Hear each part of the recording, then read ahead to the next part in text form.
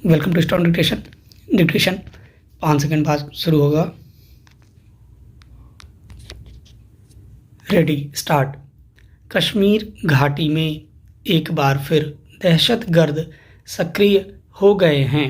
पिछले 2 दिनों में अलग अलग जगहों पर उन्होंने 7 लोगों पर हमला किया। उनमें एक कश्मीरी पंडित, 4 गैर कश्मीरी और 2 सुरक्षाकर्मी थे। हालांकि यह पहली बार नहीं है जब उन्होंने गैर कश्मीरी लोगों पर हमला किया। इसकी पहले भी बिहार, पंजाब आदि राज्यों से वहां मजदूरी करने गए या रोजी रोटी के दूसरे कामों में लगे लोगों पर हमले हुए। गैर कश्मीरी लोगों पर हमले के पीछे उनका मकसद साफ है। वे उन्हें घाटी से बाहर भगाना चाहते हैं। इसी तरह एक कश्मीरी पंडित पर हमले के पीछे भी उनका इरादा जाहिर है। जिस कश्मीरी पंडित पर अभी हमला किया गया वह वहां पिछले 30 सालों से रह रहा था। दवा की दुकान चलाता था। कुछ महीने पहले भी इसी तरह एक दवा विक्रेता कश्मीरी पंडित को मार डाला गया था। हालांकि कहा जाता रहा है कि पलायन के बाद जो कश्मीरी पंडित घाटी में रह गए थे उन्हें वहां के मुस्लिम तंग नहीं करते, उनके साथ भाईचारा निभाते हैं।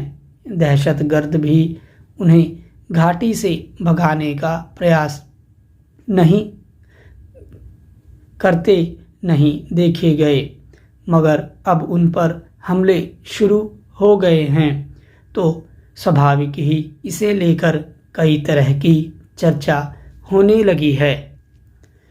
इस सवाल को नज़रअंदाज नहीं किया जा सकता कि क्या दहशतगर्दों ने एक बार फिर से कश्मीरी पंडितों और वहां रह रहे हिंदुओं के प्रति नज़र टेढ़ी कर ली है। कुछ दिनों पहले कश्मीरी पंडितों के घाटी से पलायन पर एक फिल्म आई थी जिसमें उन पर एक जुल्म की कहानी कही गई थी। उस फिल्म को लेकर लोगों में खासा रोष देखा गया। कई जगह उत्तेजना में हिंसक झड़पें भी हुईं। इस तरह कश्मीरी मुसलमानों के प्रति एक नकारात्मक माहौल भी बनता दिखा।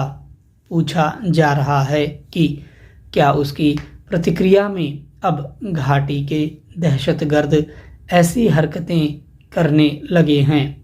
अगर ऐसा है तो यह अच्छा संकेत नहीं माना जा सकता। इन घटनाओं के मद्देनज़र सुरक्षा बलों से अतिरिक्त सावधानी की अपेक्षा की जाती है।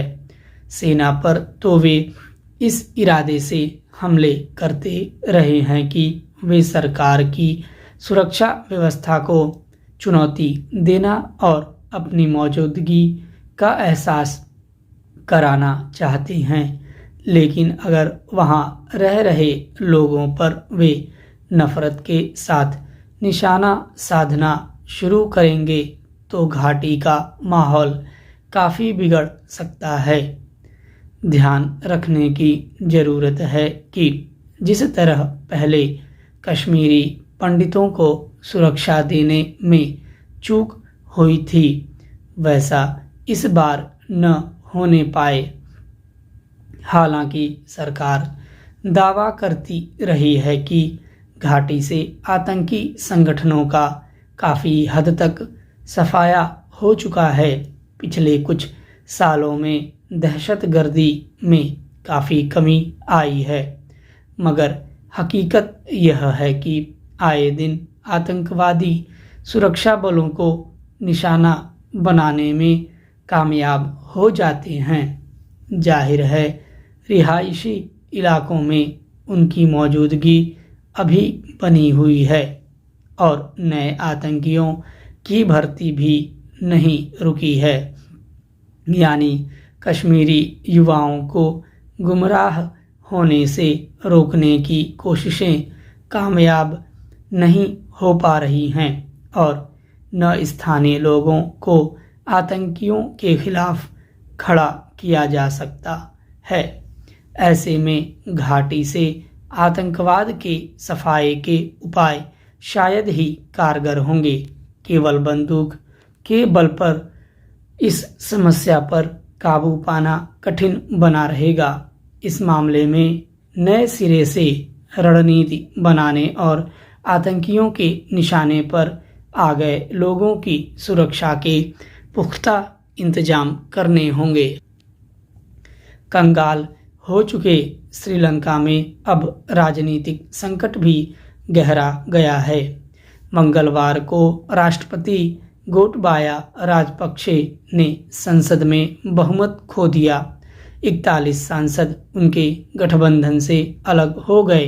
इससे पहले सोमवार को राष्ट्रपति ने अपने भाई और प्रधानमंत्री महिंदा राजपक्षे और वित्त मंत्री बासिल राजपक्षे सहित सभी 26 कैबिनेट मंत्रियों से इस्तीफा ले लिया था। बासिल की जगह जिन अली साबरी को नया वित्त मंत्री बनाया, उन्होंने भी 24 घंटे के भीतर पद छोड़ दिया। श्रीलंका के रिजर्व बैंक के गवर्नर अजीत निवार्ड कबराल भी इस्तीफा दे चुके हैं।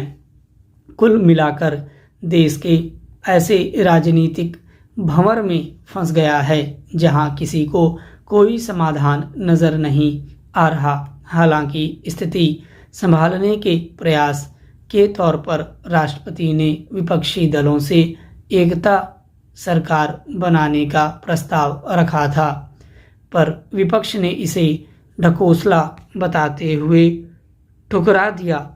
सवाल है, ऐसे में श्रीलंका का भविष्य क्या होगा? श्रीलंका के हालात से एक बात साफ है कि जनता में राजपक्षे परिवार को लेकर भारी गुस्सा है। आपातकाल और कर्फ्यू के बावजूद लोग सड़कों पर हैं। राष्ट्रपति और प्रधानमंत्री निवास के बाहर बड़े प्रदर्शन हो रहे हैं। जनता की अब एक ही मांग है कि राजपक्षे परिवार सत्ता से हटे। श्रीलंका सरकार में राजपक्षे परिवार का जो दबदबा है वह हैरान करने वाला है। महिंदा राजपक्षे राष्ट्रपति थे, तब गोटबाया राजपक्षे सेना में निर्णायक भूमिका में थे।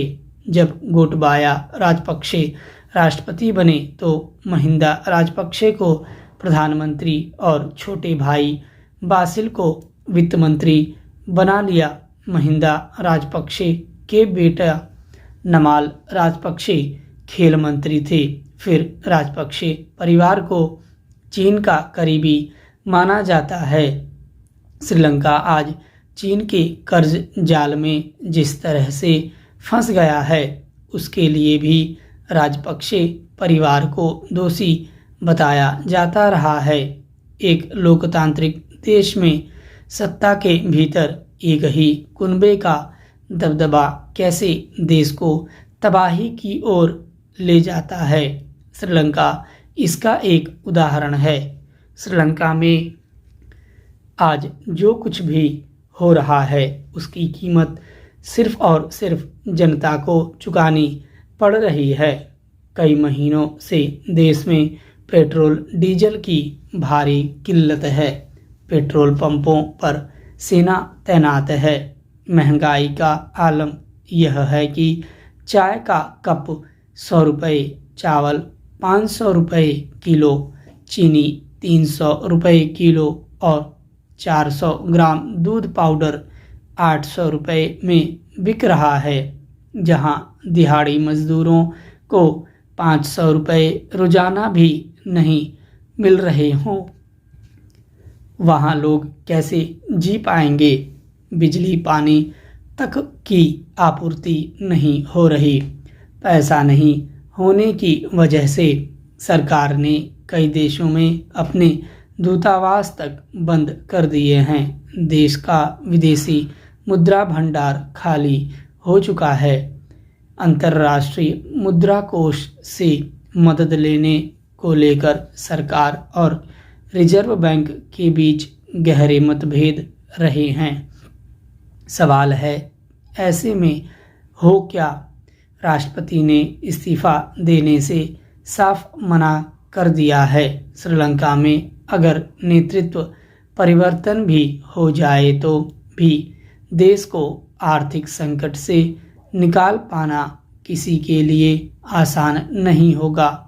सरकारों की अदूरदर्शी नीतियां और इससे उत्पन्न महंगाई जैसे संकट कैसे किसी देश के लिए काल बन जाते हैं। श्रीलंका और पाकिस्तान इसकी मिसाल हैं। भारत भी बेलगाम महंगाई से जूझ ही रहा है। इस संदर्भ में प्रधानमंत्री नरेंद्र मोदी श्रीलंका का जिक्र करते हुए चेता भी चुके हैं। बहरहाल अभी श्रीलंका की अर्थव्यवस्था को पटरी पर लाने के लिए अंतर्राष्ट्रीय मदद के साथ ही कठोर कदमों और वित्तीय अनुशासन की जरूरत है। स्टॉप।